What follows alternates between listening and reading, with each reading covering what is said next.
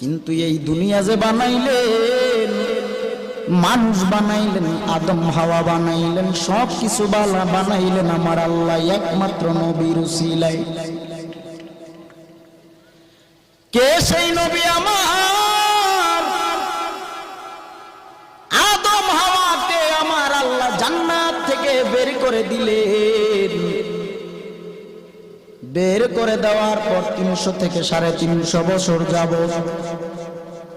আদম হাওয়া কান্না করে আল্লাহর যত নাম আছে সব নাম নিয়ে কাঁদে। গফুরুর রহিম নাম